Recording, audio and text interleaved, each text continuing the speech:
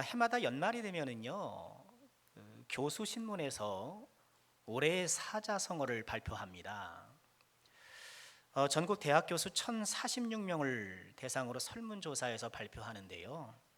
지난 12월에도 어김없이 2019년의 사자성어가 발표되었습니다.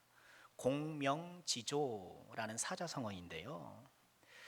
1,046명의 교수 중 347명이 이 공명지조를 선택했는데, 공명지조는 불경에 나오는 그런 상상의 새라고 합니다. 머리가 두 개 달렸대요. 근데 머리가 두 개 달렸는데 틈만 나면 서로 질투하고 싸운다는 거예요.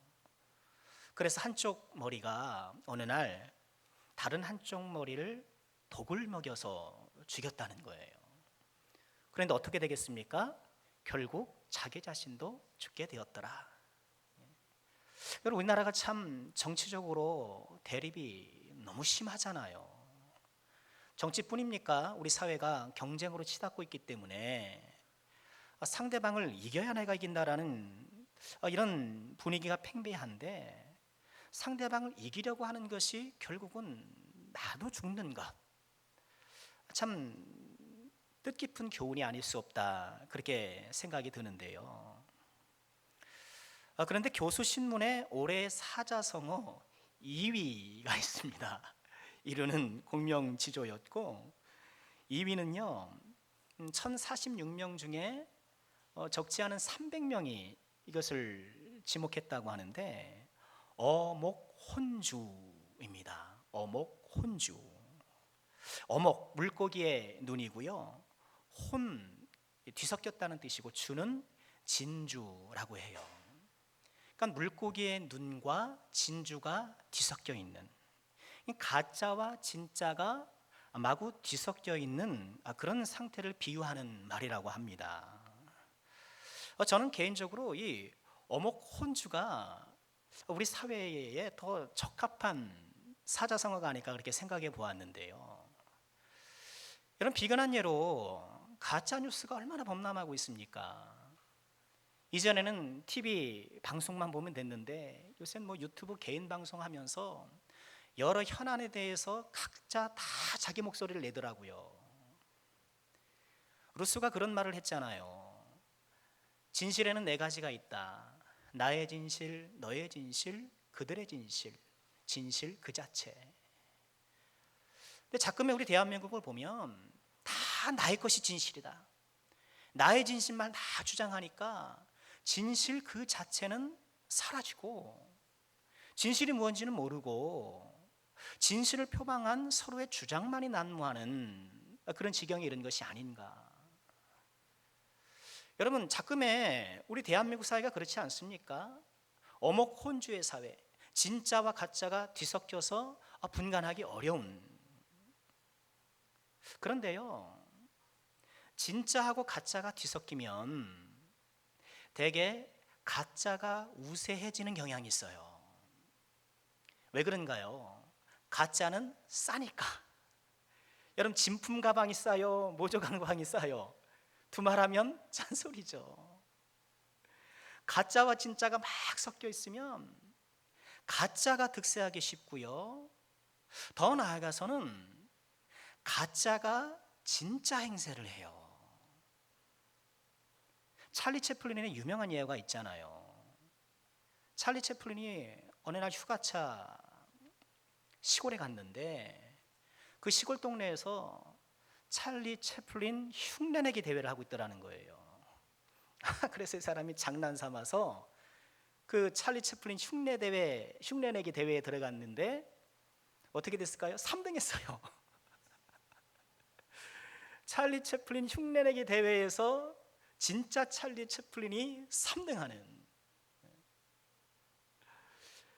여러분, 어목혼주의 이런 가짜와 진짜가 뒤섞여 있는 그 모습 가운데 우리가 놓칠 수 없는 것 가운데 하나가, 여러분, 오늘 주제 말씀 가운데 하나인 이 즐거움이 아닐까 싶어요. 여러분, 우리가 살아가는 이 세상에 즐거움이 많이 있잖아요. 근데 이 즐거움에는 가짜 즐거움도 있고 진짜 즐거움이 있는 거예요. 유사 즐거움이 있고 참 즐거움이 있다는 거예요. 그리고 이 가짜 즐거움과 진짜 즐거움이 뒤섞여 있을 때에는 사람들은 가짜 즐거움을 더 선호하는 경향을 보이고, 왜요? 그것이 싸니까. 그것이 훨씬 상대적으로 얻기가 쉬워 보이니까. 또 이 가짜 즐거움이 마치 진짜 즐거움인 양 진짜 행세를 하게 된다는 거예요. 여러분, 이 세상이 그렇지 않습니까? 여러분, 이 세상의 순간적인 즐거움, 그런 유사 즐거움이 인생의 즐거움이 전부인 줄 알고 거기에다 시간과 모든 인생의 에너지를 소비하면서 그것을 붙잡으려고 저마다 달려가는 것 아니겠습니까? 그러는 사이에 참 즐거움, 진짜 즐거움은 온데간데 없고, 이 거짓 즐거움, 가짜 즐거움만 우리가 붙잡으려고 그렇게 애를 쓰는 것이 아닌가. 예수님은 마태복음 13장에서 이런 말씀을 하신 적이 있어요. 천국에 대해서 이렇게 말씀하셨는데요. 또 천국은 마치 좋은 진주를 구하는 장사와 같으니 극히 값진 진주 하나를 발견함에 가서 자기의 소유를 다 팔아 그 진주를 사느니라. 천국이란 무엇인가? 다시 말해, 하나님 나라를 살아간다는 것은 무엇인가? 천국 시민의 삶이란 무엇인가? 좋은 진주를 찾는다라는 거예요. 진짜 진주, 좋은 진주를 추구하는 삶, 좋은 진주를 구별할 줄 아는 안목과 지혜를 길러가고, 이 좋은 진주를 찾았을 때 그것을 갖기 위해 자신의 소유를 받다, 소유를 다 판다는 게 뭡니까? 뭐 재산 다 처분한다는 얘기가 아니라 전심전력한다는 얘기죠. 여러분, 천국 시민의 삶이란 바로 그런 거예요. 우리가 천국을 살아간다고 한다는 것은 어목 혼주의 시대에 진짜 진주, 진짜 즐거움을 찾고 그것을 획득하고 소유하기 위해서 전심전력해 나가는 것. 어목 혼주의 시대, 천국 시민의 삶, 참 진주, 참 즐거움을 찾는다는 것을 꼭 기억하시고요. 여러분, 저는 이 진짜 즐거움을 예수 믿는 즐거움, 이렇게 이름을 붙여보고 싶어요. 예수 믿는 즐거움. 여러분, 이 세상에 즐거워 보이는 것들이 얼마나 많습니까? 사실 즐거운 것들이 많죠. 여행도 즐겁고, 취미생활도 즐겁고, 또 맛있는 음식 먹는 것도 즐겁고, 이 세상 도처에 있는 여러 즐거움 가운데에 우리가 결코 놓쳐서는 안 되는 즐거움, 진짜 즐거움 뭐예요? 예수 믿는 즐거움이라는 것. 우리의 문제는 뭔가요? 예수를 믿으면서도 예수 믿는 즐거움을 잘 모르더라는 거예요. 그리고 우리가 이 즐거움을 감각하는 우리의 감각이 세속적으로 심하게 기울어 있는 것이 아닌가. 예수를 믿음에도 불구하고 세상 사람들과 울고 웃는 것이 똑같아요. 그러니까 세상 사람처럼 뭘 갖지 못하면 예수를 믿어도 즐거움이 없는 거예요. 그러니까 교회 나와도 즐겁지가 않아요. 예수를 믿어도 내가 세상에서 소유하지 못했던 그런 것들 때문에 늘 처진 마음으로, 늘 눌린 마음으로, 밟지 못한 마음으로 그저 예배 시간에 와서 앉았다가 시간 견디고 돌아갈 때가 없지 않다라는 거예요. 여러분, 반대가 되어야 되잖아요. 내가 예수를 믿으면 이 예수 믿는 즐거움이 내 안에서 새록새록 솟아나서 비록 세상의 여러 근심 걱정이 안개처럼 나를 에워싸더라도 그것이 서서히 물러가고, 그런 안개가 다 거치듯이 그 예수 믿는 즐거움으로 인해서 그런 것들이 다 사라져야 되는데, 이 예수 믿는 즐거움이 이 세상의 근심 걱정과 세상에 누리지 못하는 것 때문에 오히려 더 줄어들고 쪼그라드는 것이 아닌가. 2020년 우리가 함께 바라볼 믿음의 표를 예수 믿는 즐거움이 가득한 교회, 이렇게 정해봤는데요. 여러분, 올 한 해 정말 우리 안에 예수 믿는 즐거움이 가득하기를, 그래서 세상의 모든 금신과 걱정들이 싹 물러가고 햇빛이 뜨면 안개가 다 사그라드는 것처럼 우리를 어둡게 하고 우리의 전망을 희미하게 하는 모든 것들이 예수 믿는 즐거움 아래 다 사라질 수 있기를 주님의 이름으로 축원합니다. 여러분, 예수 믿는 즐거움이란 무엇일까요? 여러분, 오늘 본문 말씀이 예수 믿는 즐거움을 성경에서 가장 잘 보여준다라고 저는 그렇게 생각해요. 오늘 17절과 18절 말씀 함께 보실까요? 우리 함께 읽어보겠습니다. 비록 무화과 나무가 무성하지 못하며 포도나무에 열매가 없으며 감람나무에 소출이 없으며 밭에 먹을 것이 없으며 우리의 양이 없으며 외양간에 소가 없을지라도 나는 여호와로 말미암아 즐거워하며 나의 구원의 하나님으로 말미암아 기뻐하리로다. 아멘. 비록 무화과 나무가 무성하지 못하고 포도나무에 열매가 없고 감람나무 소출이 없고 밭에 먹을 것이 없고 우리의 양도 없고 외양간에 소도 없고 여러분, 오늘 본문 말씀에서 왜 이렇게 없을까요? 뭐가 이렇게 없을까? 여러분, 전도사 시절에 제가 여러 교회에서 이렇게 연합수련을 한 적이 있습니다. 중고등부 학생들을 대상으로. 연합수련의 마지막 날 밤에 캠파이어를 하고, 캠파이어를 한 다음에는 보통 그 포크 댄스 아시죠? 해가지고 돌아가면서 이제 짝박가면서 포크 댄스 하는 거 있잖아요. 그걸 하는데 그때 배경 찬양이 무화과 나무 잎이 마르고 이런 거예요. 거기에 또 맞춰가지고 탁 이렇게 하면서 또 빙글빙글 돌면서 노래가 끝나면 짝을 착 바꾸고 얼마나 재밌어요. 아이들이 신나가지고요. 아니 2시간 넘게 했어요. 2시간 넘게 그냥 뺑글뺑글 돌면서 아주 신나게 무화과 나무 잎이 마르고. 여러분, 그런데 왜 무화과 나무가 무성하지 못하고 소출이 없고 왜 없나요? 다 빼앗겨서 그런 거예요. 나중에 이 말씀을 알고 보니까 하하호호 하면서 부를 찬송이 아니더라는 거예요. 왜 그런가요? 이 하박국 선지자는 유다 말기에 활동했던 선지자잖아요. 유다 말기는 우리나라의 구한말과 같은 암울한 시대예요. 바벨론에 의해서 이제 다윗 왕조가 몰락해가던 그런 때였단 말이에요. 그러니 지금 무화과 나무가 무성하지 못하고 이런 것들이 없고 하는 이유는 바벨론이 쳐들어와서 다 빼앗아갔기 때문에 성전은 무너지고 초토화되고 국토는 황폐화되고 그런 터에 다 빼앗긴 거예요. 다 빼앗긴 거. 여러분, 언젠가 우리가 가지고 있는 모든 것들을 빼앗길 날이 있다는 것을 여러분 잊지 마시길 바라요.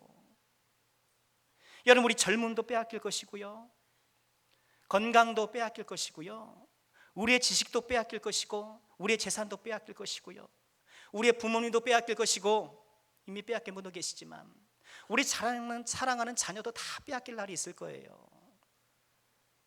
저는 2020년 가만 생각해 보니까 우리 아이들이 다 떠나더라고요. 그래서 사모하고 우리 2020년에 빈둥지 증후군을 느낄지 모르겠다. 빈둥지 증후군 뭔지 아시겠죠? 이 자녀들이 독립해 나가는 터에 그것 때문에 상실감이 생기고 또 우울감이 생기는 그런 증세라는 거예요.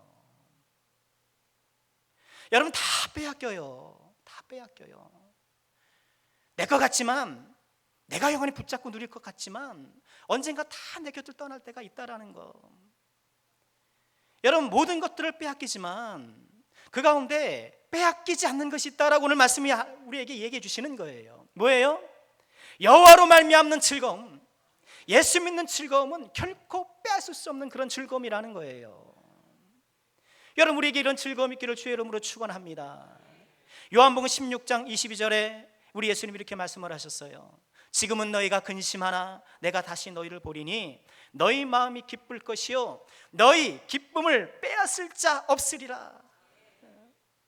여러분, 어목 혼주의 시대, 가짜 즐거움과 진짜 즐거움이 범람하는 이 시대에 여러분, 우리는 정말 빼앗기지 않는 즐거움, 이 진짜 즐거움, 예수 믿는 즐거움을 꼭 소유해야 되지 않겠습니까?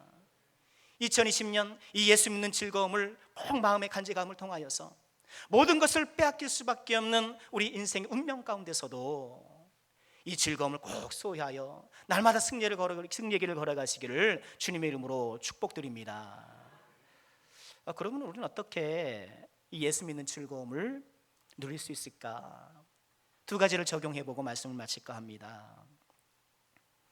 예수 믿는 즐거움은요, 비움의 즐거움이에요. 비움의 즐거움. 예수 믿는 즐거움을 위해서는요, 비워야 해요. 여러분, 지금 하박국 선지자가 나는 여호와로 말미암아 즐거워한다라는 고백이 어떤 상황에서 나왔나요? 우리가 말씀 읽은 것처럼 없고 이 없는 상황에서 나온 말씀이라는 거예요. 저는 여기에 중요한 교훈이 있다고 봅니다. 여호와로 말미암는 즐거움이라는 것은, 예수 믿는 즐거움이라는 것은 없을 때, 달리 말해 비울 때 누릴 수 있다는 거예요. 여러분, 세상은 반대예요. 세상의 즐거움은 철저하게 채움의 즐거움입니다. 무화과 열매가 주렁주렁 맺혀야 즐거운 거죠. 포도나무에 포도의 가지가 끊어질세라 부러질세라 좀 이렇게 막 달려야 즐거운 거죠. 밭에 소출이 많아야 즐거운 것이고, 외양간에 양들이 매하고 소가 음매하고, 여러분, 세상의 즐거움 다 채우는 즐거움이다라는 거예요. 통장 잔고가 차야 즐겁고, 내 지식이 차가야 즐겁고, 내 경력이 쌓고 인정을 받아야 즐겁고, 세상 즐거움은 하나같이 채우는 즐거움이지만 예수 믿는 즐거움은 반대라는 거예요. 오히려 비울 때, 여러분, 비운다라는 건 뭔가요? 저는 비운다라는 것이 없어도 된다고 믿어질 때, 저는 그렇게 적용하고 싶어요. 여러분, 그렇잖아요. 우리가 살아가면서 이거 없으면 안 돼, 이번에 꼭 돼야 돼, 이거 아니면 안 돼 하면서 우리가 붙잡기 위해서 얼마나 애를 씁니까?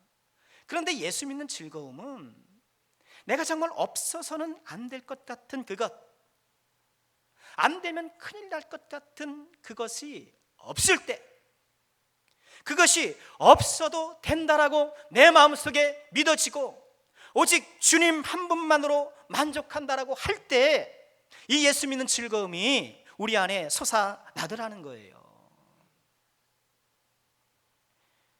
한때 교계에서 선풍적인 인기를 끌었던 내려놓음이라는 책 아실 것입니다. 이용규 선교사님이라는 분이시죠. 하버드 대학을 다니다 책 제목처럼 내려놓고 몽골 선교사로 가신 그런 분이신데, 사람들이 다 감동했죠. 하버드 정도는 내려놔야 저 같은 사람 내려놓을 게 있으시죠. 사람이 감동하는 거예요. 하지만 저는 그분의 신앙 색깔에는 전혀 동의하지 않아요. 그분은 하나님께 직통 계시 받는 듯 얘기를 하시거든요. 하나님이 이렇게 말씀하셨습니다. 하나님께 저에게 이렇게 말씀을 하셔서 이렇습니다. 그런 말을 종종 하시고, 그래서 그분의 어떤 신앙적인 색깔 경향을 우리가 좀 무인파적으로 받아들일 수는 없어요. 하지만 그분의 책 제목처럼 내려놓으면 동의하지 않을 수가 없는 거예요. 내려놓아야. 그분이 그 책에서 그런 얘기를 해요. 그 문장 자체에는 제가 동의하지 않지만 그 취지와 의미에는 동의합니다.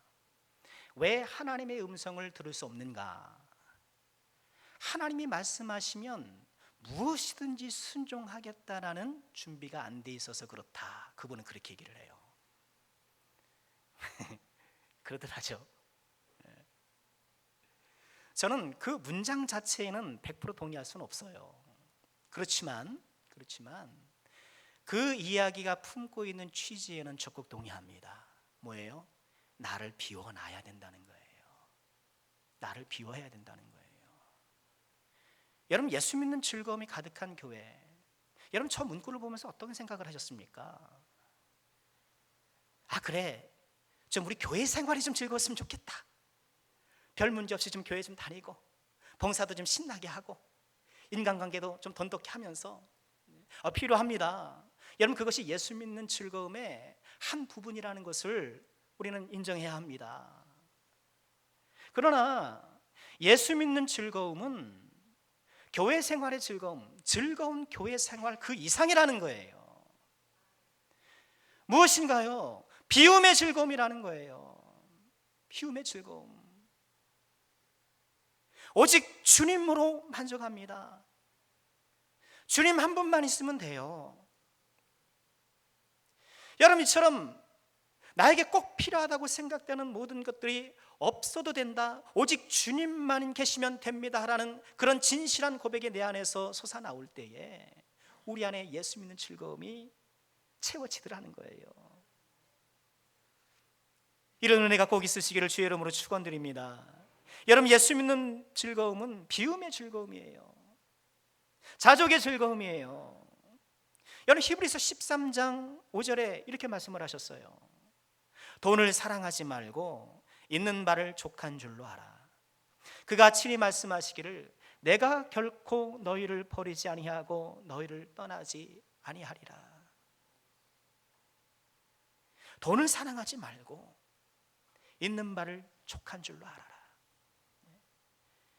여러분, 사람들은 다 돈으로 상징되는 세상 것들을 다 붙잡으려고, 그것이 있으면 인생이 즐거울 줄 알고 다 거기에 목매고, 그것이 좀 부족하다고 짜증내고 불평하고 내 인생은 루저야 하면서 낙심절망하는데, 돈을 사랑하지 말고 있는 바를 좋게 여기라. 왜? 내가 결코 너희를 버리지 아니하리라. 내가 결코 너희를 떠나지 아니하리라. 여러분, 우리 안에 이 믿음이 세워지면, 오직 주님만으로 나는 만족합니다라는 이 믿음이 우리 안에 세워지면, 여러분, 2020년 우리가 어떤 일을 접할지 모르겠는데 이 믿음이 올바로 세워지면 우리가 모든 것들을 다 헤쳐나갈 수 있지 않겠습니까? 우리가 즐겨 부르는 찬송이 있죠. 찬양이 있죠. 나 무엇과도 주님을 바꾸지 않으리. 다음 가사가 뭐죠? 다른 어떤 은혜 구하지 않으리. 오직 주님만이 내 삶의 도움이시니 주의 얼굴 보기 원합니다. 주님 사랑해요.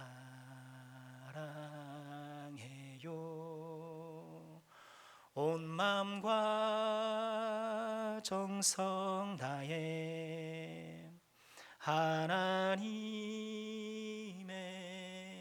신실한 친구 되기 원합니다. 다른 어떤 은혜 구하지 않으리. 이게 뭐 기도 안 한다는 얘기가 아니잖아요. 나에게 정말 소중한 것이 무엇인가? 주님, 저는 주님이 필요해요. 저는 주님만 있으면 돼요. 주님 사랑해요. 여러분, 이것이 예수 믿는 즐거움이에요. 내 심령을 비울 때, 내 마음을 비울 때 비로소 이 즐거움이 채워져요. 이런 귀한 즐거움을 꼭 누리시기를 주님의 이름으로 축원드립니다. 여러분, 예수 믿는 즐거움은 구원의 즐거움이에요. 오늘 18절 말씀 다시 보실까요? 나는 여호와로 말미암아 즐거워하며 나의 구원의 하나님으로 말미암아 기뻐하리로다. 내가 여호와를 즐거워하는데 특히 뭐 때문에? 구원의 하나님으로 말미암아. 구원의 하나님으로 말미암아. 여러분, 구원의 하나님으로 말미암아 즐거워한다는 건 뭔가요? 그렇지, 하나님께서 우리를 구원해 주셨으니까, 예수 그리스도의 보혈로 우리가 영원한 천국을 보장받았으니까, 여러분, 이것이 정말 우리 즐거움의 이유예요. 우리가 어떤지 아십니까? 천국을 보장받고도 처진 어깨로 살아가는 거예요. 기가 막힌 거예요. 여러분, 로또 1등 당첨받고 그거 지갑에 품고 다니면서 우거지상하고 다니는 거예요. 여러분, 그런 사람 보면 어떻겠습니까?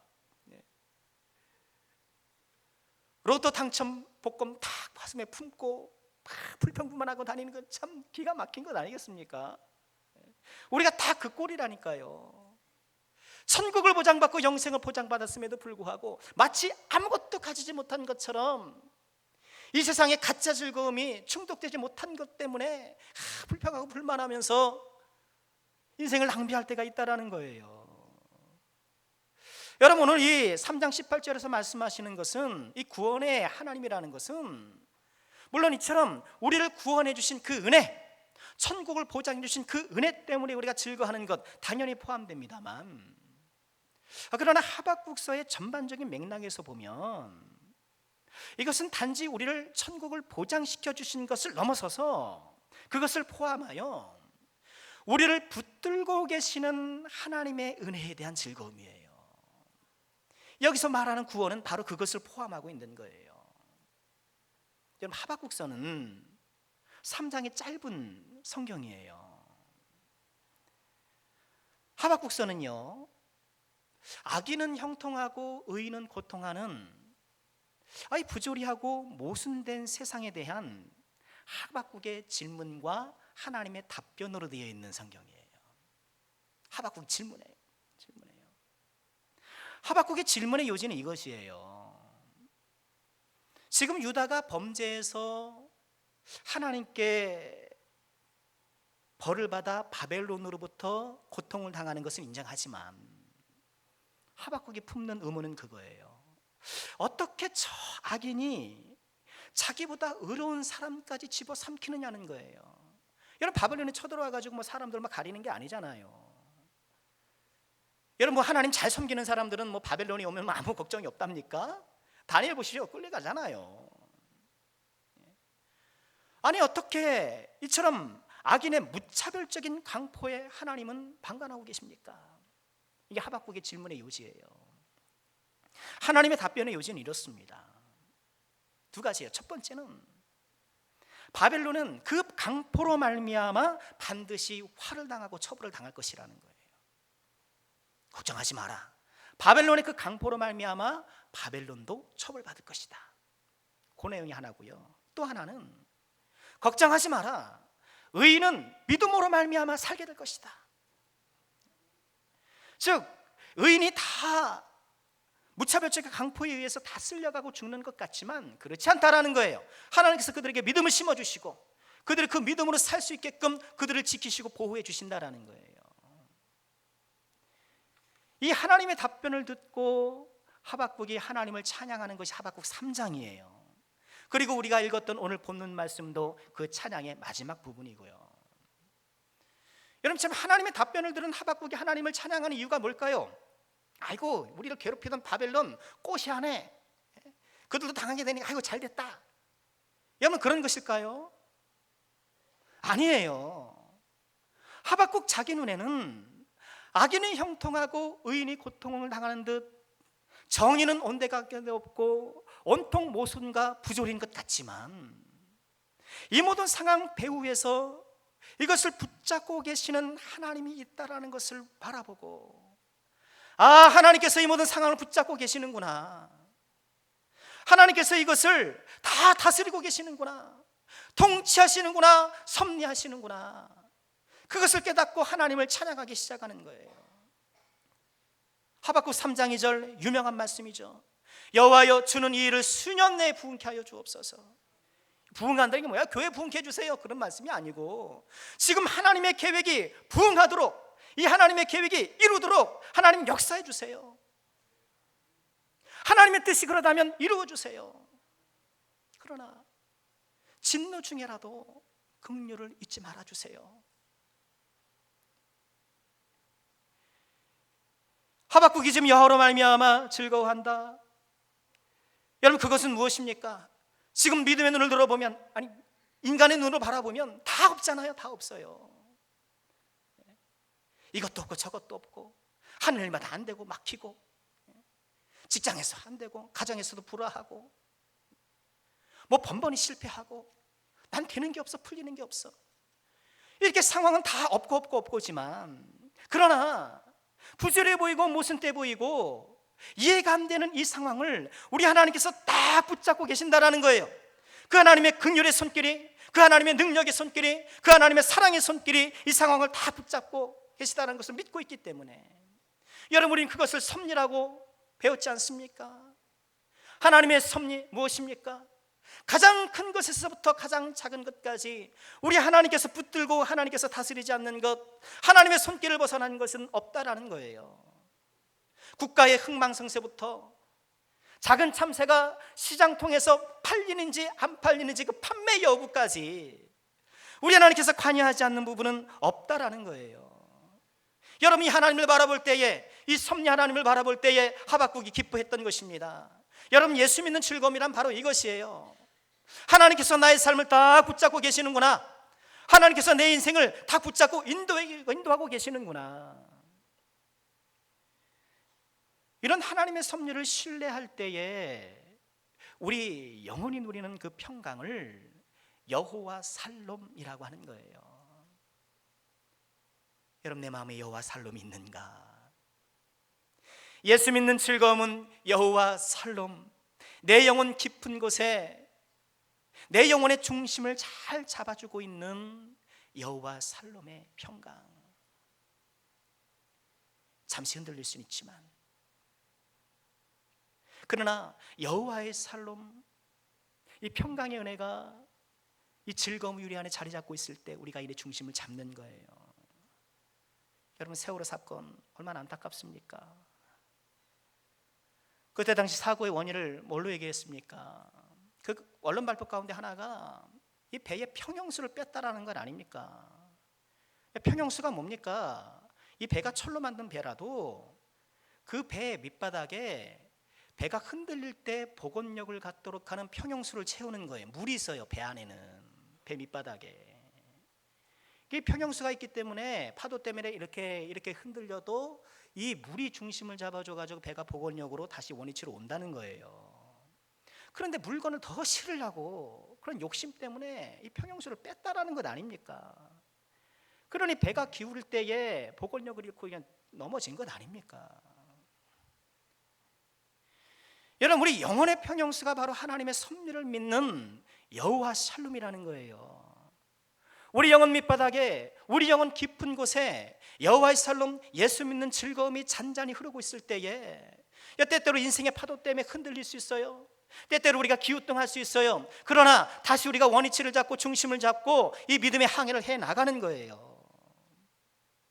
여러분, 예수 믿는 즐거움, 내 영혼의 샬롬, 여러분 이것을 꼭 붙잡고요, 우리 영혼은 10년 가운데에 이처럼 영혼의 평형수 여호와의 샬롬으로 가득 채우셔서 2020년 이 거친 항해 가운데서도 넉넉히 승리해 나가는 주의 종들이 꼭 되시기를 주님의 이름으로 축원합니다. 말씀 마치겠습니다.